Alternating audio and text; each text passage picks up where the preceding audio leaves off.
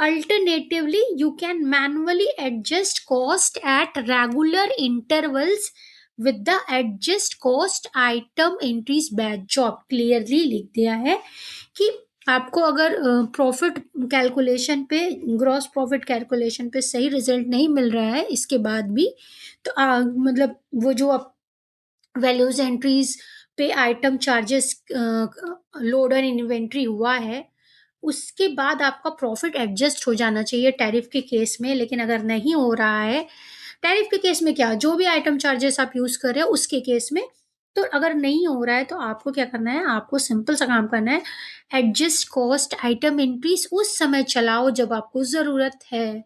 आप मतलब जैसे आपका ऑटो है, ऑटोमेटिक आपने सारा चीज एक्टिवेट कर रखा है लेकिन फिर भी रिजल्ट नहीं मिल रहा है, तो आइटम कॉस्ट एडजस्ट वाला जो उसने इंक्रीज वाला जो बोला है, ये वाला है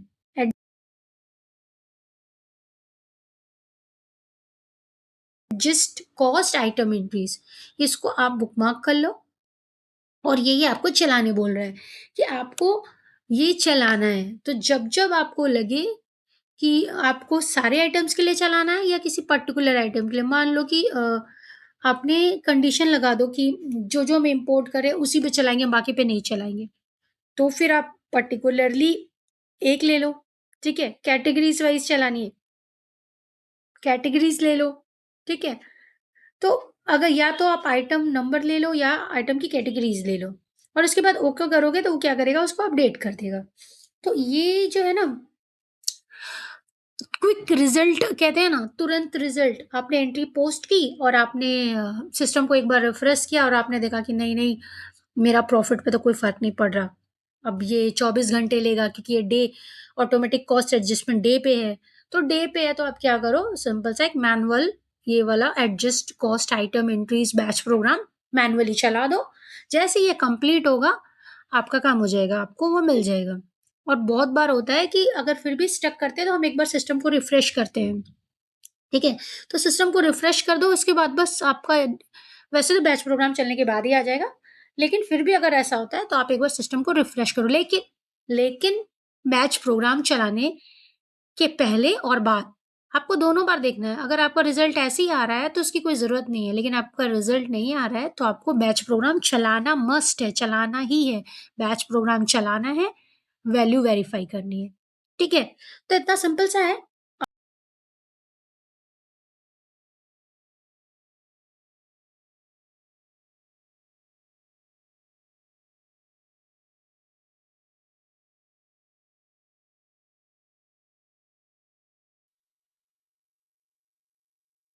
hello friends, welcome to my channel. I am freelancer Madhavi. और जैसे कि आप स्क्रीन पे देख रहे हैं, क्रोनस कंपनी ओपन है। This is a sample company. और यहाँ पे एक लिस्ट पेज ओपन है, टैरिफ लिस्ट। तो टैरिफ नंबर्स की लिस्ट है। तो टैरिफ नंबर्स की जो लिस्ट है, अब क्योंकि ये सैम्पल कंपनी है तो उसमें एक क्रिएटेड जो लिस्ट है वो आपको दिख रही है, लेकिन आप अपने नेचर ऑफ द बिजनेस के अकॉर्डिंग भी इस लिस्ट को क्रिएट कर सकते हो। तो आप जिस भी कैटेगरी में डील करते हो वो उस बिजनेस की कैटेगरी के अकॉर्डिंग आप टैरिफ लिस्ट बना सकते हो। आपको न्यू पे क्लिक करना है, और जैसे कि नॉर्मली आप आइटम कार्ड वगैरह बनाते हो ना, तो उस तरह से कार्ड की तरह ही आपको बना लेना है। मतलब ये एक आपको नंबर्स की लिस्ट देगा, और जब आप आइटम कार्ड में इसको यूज कर सकोगे, इसको रिलेट कर सकोगे। ठीक है, तो इस तरह से आपको लिस्ट का जो टैरिफ का जो नंबर है वो क्रिएट करना है, प्लस आपको जो भी उसका नाम है वो क्रिएट करना है। ठीक है, तो जब आप नंबर्स डालोगे तो यहाँ पे क्रिएट हो जाएगा। तो आप कोई भी एक कैटेगरी चूज करके यहाँ डाल सकते हो। ठीक है, तो इस तरह के फील्ड को यूज करना है। और जैसे आप नंबर डालोगे, फिर आप जब डिस्क्रिप्शन डालोगे तो फिर कोई एरर नहीं आएगी, वो ले लेगा। अब आ जाते हैं किसी भी एक इनबिल्ट वाले को यूज करके देखते हैं। अगर ये एडिट करने देगा तो हम आपको एक दिखा देते हैं। जैसे यही वाला एडिटिंग वाला ऑप्शन ही था, तो आप वन बाय वन सारा चेक कर सकते हो कि इस नंबर के लिए ये है, इस नंबर के लिए ये है। तो नंबर के अकॉर्डिंग अभी हो गया। अब आपको नया बनाना है तो बता ही दिया मैंने कि नीचे पहले आपको नंबर डालना है, फिर उससे रिलेटेड डिस्क्रिप्शन। अब ये टैरिफ होता क्या है, तो टैरिफ के लिए ये हम एक छोटा-सा डेफिनेशन देख लेंगे। देखो डेफिनेशन है, आपको क्या करना है, आप सर्च इंजन यूज़ करना और सर्च इंजन में आपको मिल जाएगा। जैसा कि मैंने सर्च इंजन यूज़ किया है और सर्च इंजन यूज़ करके आप चेक कर सकते हो। तो सर्च इंजन पे मुझे मिला है कि अ tariff is a tax imposed by one country on the goods and services imported from another country to influence it, raise revenue or protect competitive advantages. की जो टेकवेज हैं, government impose tariff to raise revenue, protect domestic industries और expert political leverage over another country. Tariff often result in unwanted side effect such as higher consumer prices. Tariff have a long and continuous history, and the debate over whether they represent good or bad policy still rages. What is tariff again? आपको जैसे मिला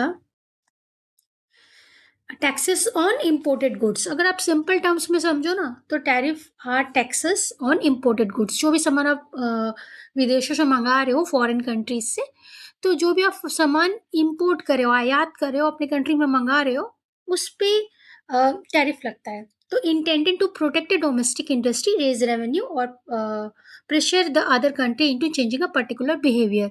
तो जैसे कि मान लो हमारी country में भी वो चीज़ें बहुत होती हैं जो आप इम्पोर्ट करके मंगा रहे हो। अब आपके अदर रीज़न हो सकते हैं, क्वालिटी, कैटेगरी, कोई रीज़न हो सकता है।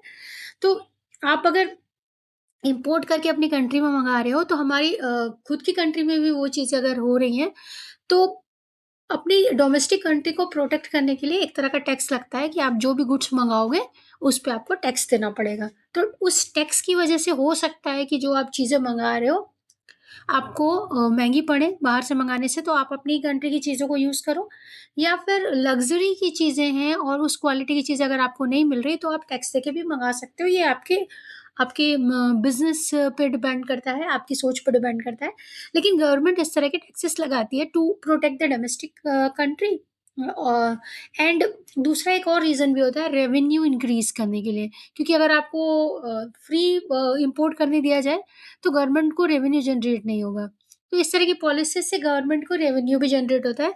तो एक वो भी एक है कि रेवेन्यू जनरेट करने के लिए भी टैक्स लगाया जाता है, और इम्पोर्टेड गुड्स पे जो टैक्स लग रहा है उसको हम टैरिफ कहते हैं। तो most countries are limited by their natural resources and ability to produce certain goods and services. They trade with other countries to get what their population needs. और कभी-कभी ना पॉपुलेशन की वजह से भी हो जाता है कि डिमांड वर्सेस सप्लाई, डिमांड ज़्यादा है और सप्लाई कम है, तो भी हम चीज़ों को इम्पोर्ट करते हैं। However, trade is not always conducted in an amendable manner between trading partners. Policies, uh, geopolitics, competition, and many other factors can make trading partner unhappy. One of the ways government deal with trading partners they disagree with is through tariff. अब tariff जो simple एक terms आ गया, a tax imposed by one country on the goods and services imported from another country to influence it, raise revenue और protect competitive advantages. अब आ जाते हैं, अब बाकी चीज़ें यहाँ से वन बाय वन करके पढ़ लेना, इस तरह से सर्च इंजन यूज़ करके। अब आ जाते हैं, हमने लिस्ट तो चेक कर लिया, अब ये लिस्ट यूज़ कैसे होगी? तो सबसे पहले ना, जब भी हम कोई नया टॉपिक पे काम करना शुरू करते हैं, हमें उस टॉपिक से रिलेटेड एक सर्च कर लेना चाहिए कि सिस्टम पे ऑलरेडी क्या-क्या है। तो सिस्टम पे देखो, टैरिफ नंबर जो मैंने अभी आपको लिस्ट दिखाया था, वो वही वाला है। तो आप इस तरह से सर्च कर सकते हो, टैरिफ लिख के आपको मिल जाएगा। अब ये यूज़ कैसे होगा? तो कोई भी एक आइटम कार्ड आपको ले लेना है, और अगर उस पे कुछ एंट्रीज़ हैं, अगर आपने पोस्ट कर रखी हैं, तो भी आप रिलेट कर सकते हो। वरना अगर एंट्रीज़ नहीं है, तो मैं ऐसी एक सैंपल आपको दिखा देती हूँ कि आप कैसे यूज़ कर सकते हो।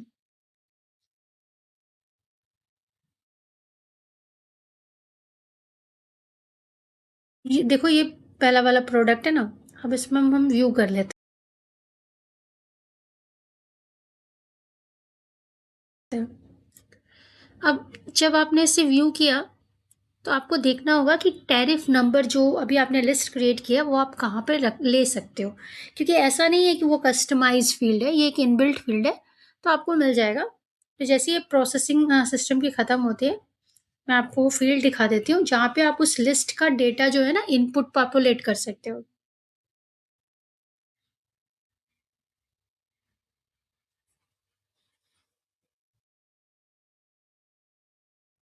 स्क्रॉल डाउन करेंगे। वैसे तो डिपेंड करता है कि किस टैब में रखा हुआ है, देख लेते हैं।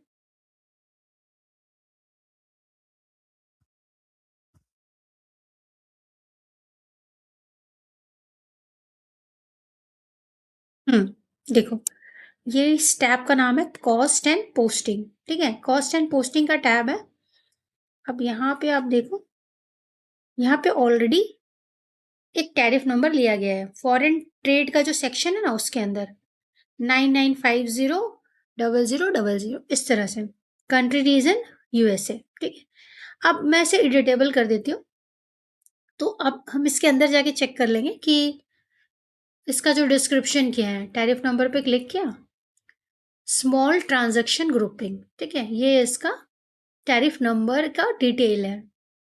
अब आ जाते हैं कौन सी कंट्री, अगर आपको ज़रा भी कन्फ्यूजन हो रहा है तो आप यहाँ से चेक कर सकते हो, ठीक है? तो हमने क्या किया, हमने टैरिफ नंबर रिलेट कर दिया और हमने कंट्री रीजन रिलेट कर दिया। अब इससे रिलेटेड अगर कोई रिपोर्ट होगी तो आप जब जब इस आइटम को किसी ट्रांजेक्शन में यूज़ करोगे, इंपोर्ट कर रहे हो, तो इससे रिलेटेड आप क्या-क्या इंपोर्ट कर रहे हो, कौन-कौन सा आइटम है, उस पे कौन-कौन सा टैरिफ लग रहा है, कौन-कौन सी कंट्री रिलेटेड है, अगर इससे रिलेटेड आपको रिपोर्ट बनानी है, तो आइटम कार्ड से रिलेट करते हुए भी आप बना सकते हो। अब बात करते हैं कि इसका यूज़ कैसे करेंगे? तो सबसे पहले मैं अब देखती हूँ इसकी कोई एंट्री है या नहीं, क्योंकि एंट्री से समझाना थोड़ा ईज़ी होगा। तो इसकी जो अगर आइटम लेजर एंट्री होगी ना, तो आइटम लेजर एंट्री से हम समझा सकते हैं। जैसे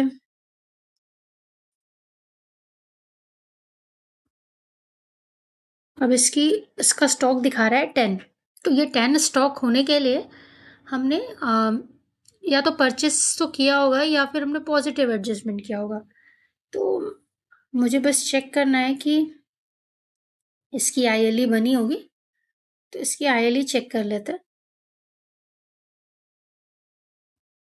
यहाँ से तो मुझे सिर्फ क्वांटिटी पता चलेगी, तो इसे कैंसिल कर देते हैं। हमें क्या करना है, हमें इसकी आईएलई देखनी है कि अगर इसको इंपोर्ट किया गया, तो इंपोर्ट से रिलेटेड हमारे पास आइटम लेजर एंट्रीज होनी चाहिए, और आइटम लेजर एंट्रीज से ही मैं मिल गया, रिलेटेड के अंदर है, ठीक है? एंट्रीज रिलेटेड के अंदर एंट्रीज है, लेजर एंट्रीज। वैसे तो बहुत सारी एंट्रीज हैं, लेकिन मुझे चाहिए आईएलई जो लेजर एंट्रीज से मिल जाएगी, और मुझे चाहिए वैल्यू एंट्रीज, ठीक है? ये दो चाहिए मुझे। तो इस लेजर एंट्रीज पे क्लिक करते हैं, फिर वैल्यूज एंट्री चेक करेंगे।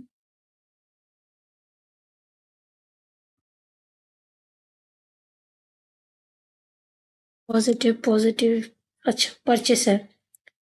अब देखो, जो ये परचेस एंट्री है ना, अब अगर आपने इसको इंपोर्ट करके लाया होता और अगर आपने इस पे कोई टैरिफ लगाने के लिए हम कैसे यूज़ करते हैं, हम कोई चार्जेस लेते हैं, आइटम चार्जेस। तो अगर आइटम चार्जेस की कोई लाइन होती ना, तो इसके साथ वैल्यूज एंट्रीज में मुझे लाइन दिखेगी, ठीक है? तो परचेस रिसीप्ट दो है, मिल गई मुझे, क्योंकि परचेस से रिलेट करना है।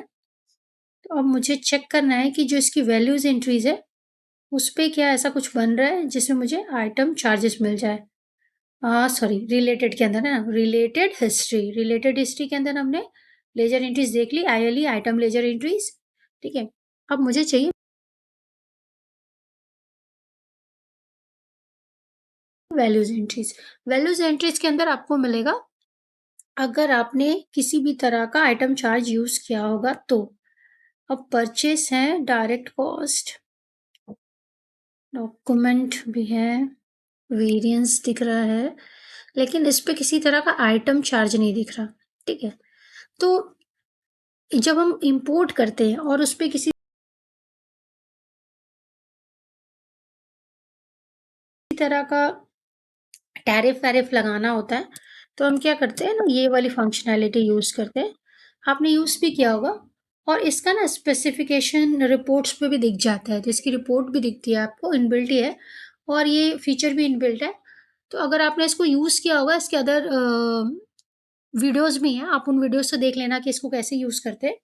तो अगर मान लो आपने यहाँ पे टैरिफ लगा के या जो भी चार्जेस एज़ अ टैरिफ लिया जा रहा है, वो आपने यहाँ लगा के इसको क्रिएट कर लिया। जैसे मान लो अभी मैं कोई एक ले लेती हूँ, परचेज़ से रिलेटेड है ना, तो परचेज़ से रिलेटेड अगर मान लो कि आपने कोई चार्जेस ले लिया, ठीक है?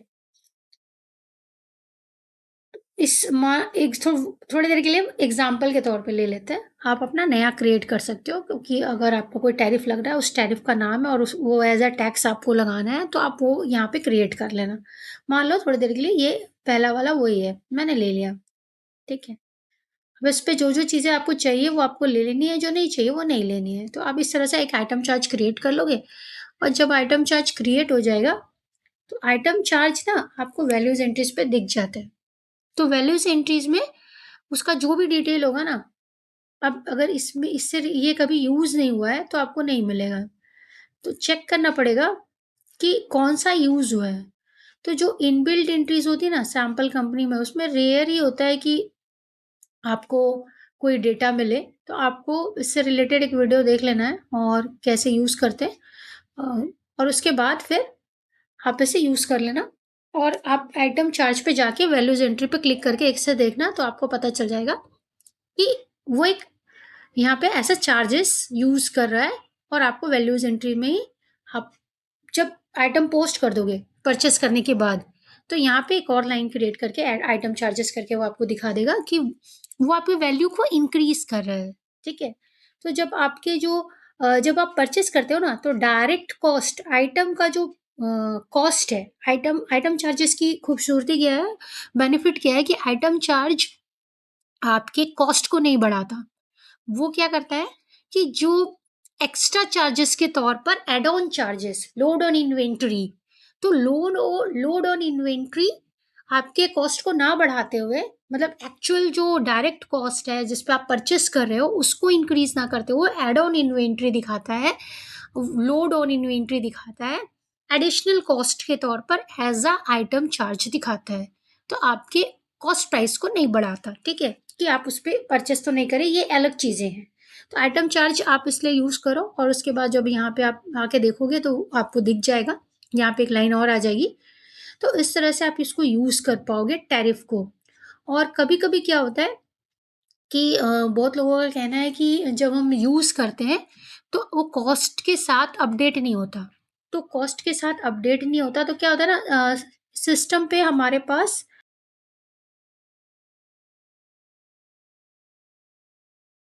इन्वेंटरी सेटअप नाम की चीज़ है। इन्वेंटरी सेटअप में क्या होता है ना कि आप यहाँ पे आपके पास फीचर्स होते हैं,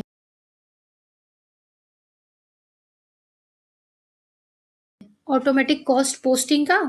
तो अगर आप ऑटोमेटिक कॉस्ट पोस्ट करते हो, अपडेट करते हो और जैसे कि अगर आप रिसिप्ट एंड शिपमेंट करते हो, 2 चीज़ में लेते हो अपने ऑर्डर को, तो expected cost posting estimated value के साथ कवर करता है। रिसिप्ट में एस्टिमेटेड वैल्यू होती है जो इनवॉइसिंग के टाइम पे एक्चुअल वैल्यू में कन्वर्ट होती है।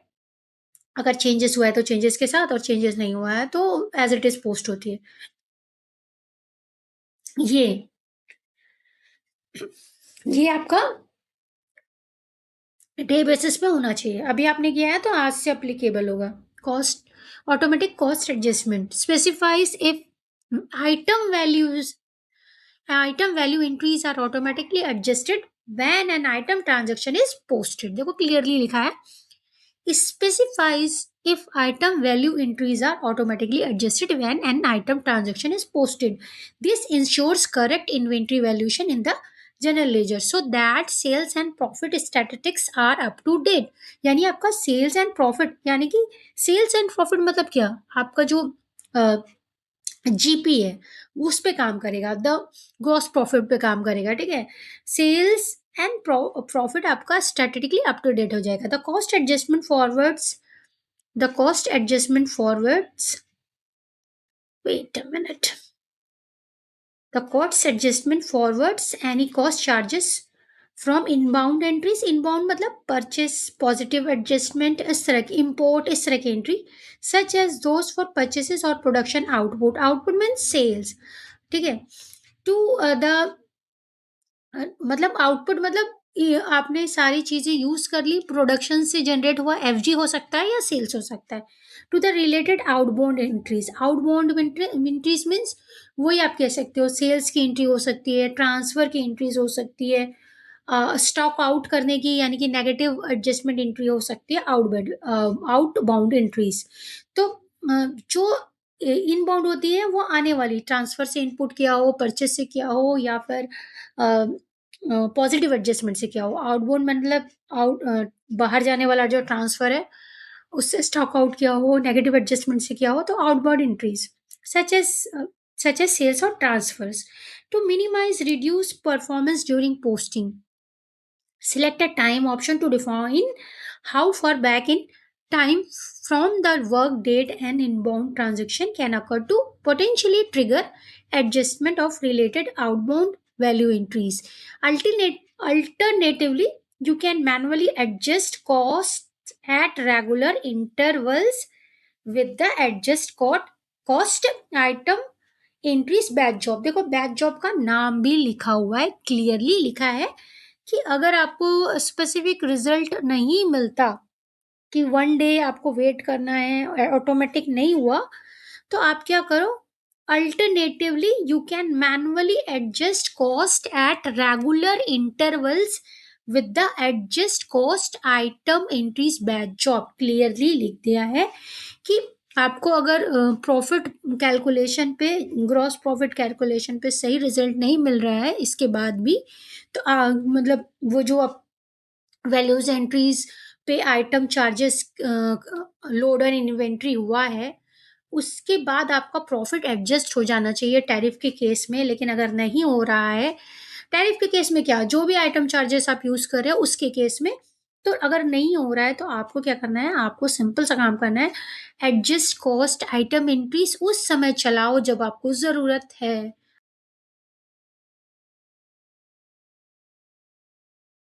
आप मतलब जैसे आपका ऑटो है, ऑटोमेटिक आपने सारा चीज एक्टिवेट कर रखा है, लेकिन फिर भी रिजल्ट नहीं मिल रहा है, तो आइटम कॉस्ट एडजस्ट वाला जो उसने एंट्रीज वाला जो बोला है, ये वाला है